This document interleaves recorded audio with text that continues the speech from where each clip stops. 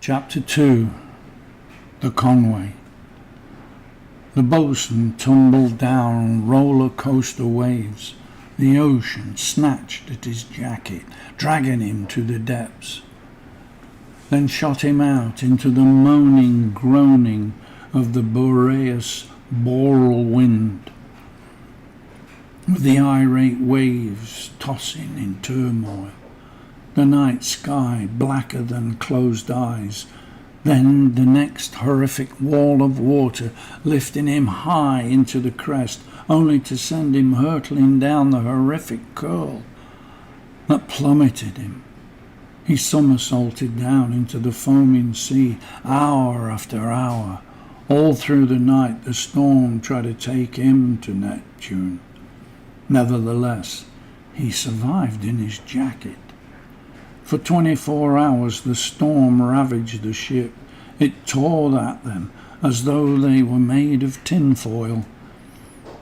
The gigantic waves smashed into their hulls, sending them to bore into the engine rooms, then running amok inside the dismantling everything they could find. Some of the 10 ships exploded, killing all on board. Parts of them flew in the light speed wind, crashing into another ship, helping the furious battering melee to do its bidding, sending them to the fathomless. The tempest kept up its fury.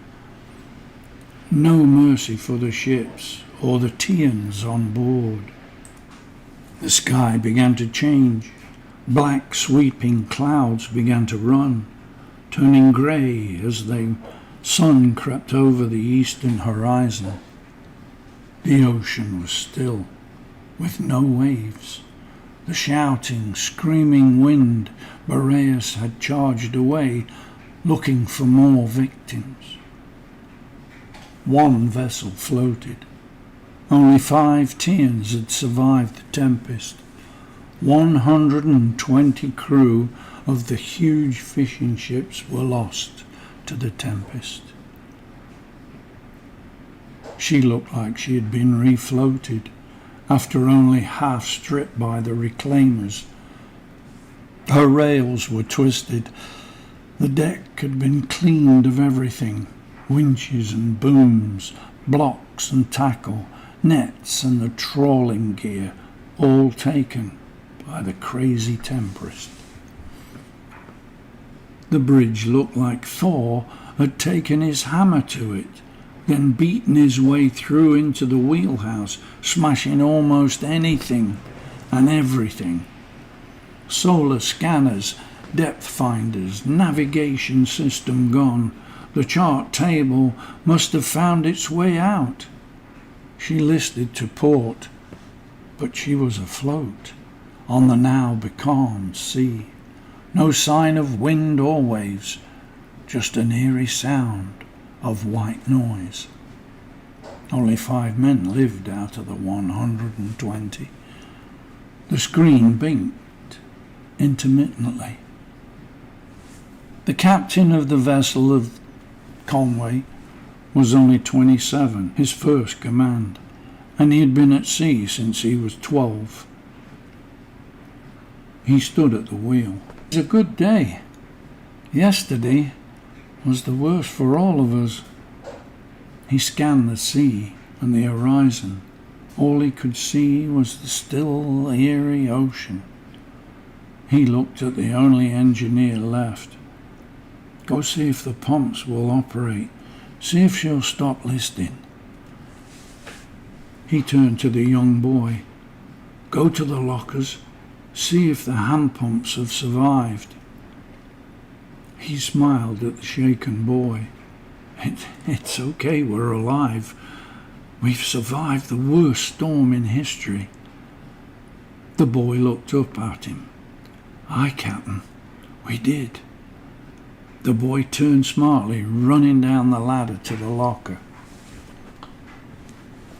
The third mate cautioned to the below decks. As he turned the handle, the door popped open. Air made a whooshing sound as it escaped. Right then, no water in here.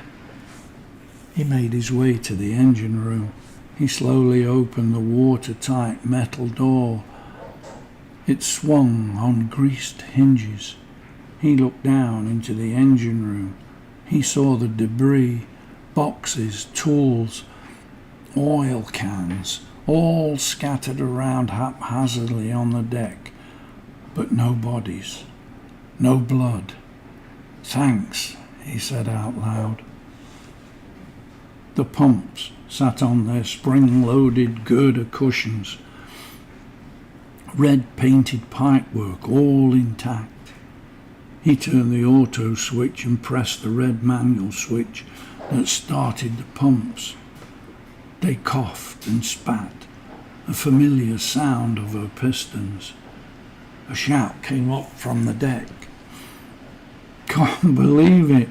Pumps are running, Cap." The pumps ran, sending the seawater back to where she belonged. She started to write in the calm, barren sea. A third mate toured the engine room, checking the dials, mirrors of the two solar-swallowing engines. He called up to the bridge through the speaking tube. "How is it down there, Ibby?" said the captain. "Ain't gonna believe it, Cap. I think they'll fire up." "Try the starboard engine." The young captain turned the starboard dial. He pushed the green disc. He waited a second, then another, and pressed again. He heard the low sound of the engine starting up, and then just the whisper of it.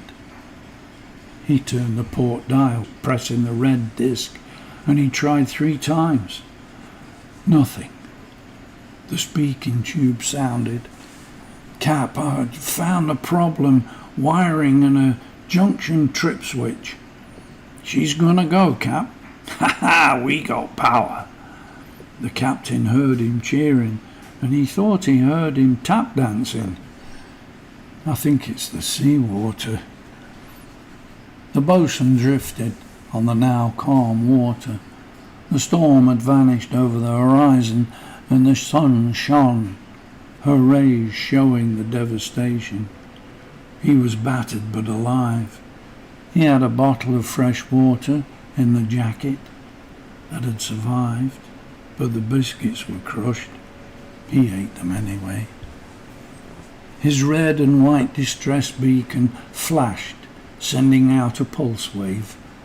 The sound found its way to the last ship. The wheelman checked all the instruments. "Nothing happening here, Cap." As he turned towards him, the search screen blinked. He missed it. The captain and 3 of his crew had survived. His ship had rolled 360 in the storm, twice. The tormented weather scurried away as fast as it came, searching for more victims. The ocean seemed not to move at all. The helmsman saw the distress lights flashing on the working nav screen. He turned the ship to port. The crew each had seeing glass and searched the crystal clear, calm, subdued water. The ship's boy spied the boatswain.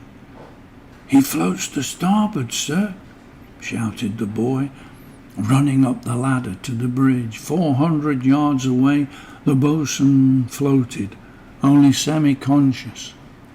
The captain had the gig lowered. 2 of the crew rowed to the floating bright orange bubble. The jacket has done its job. One of the oarsmen lifted the boatswain up by the green handle on top of his head of the jacket, while the other took the legs, rolling him into the gig. At the ship, lines were lowered. The oarsmen clipped him to the gig. They hauled it up onto the deck. Undoing the jacket, they found him bruised and battered, but alive. He opened his eyes. How many made it? The captain and crew looked for survivors, but after 2 days they gave up the search. After 4 days at full speed, they sighted the home port.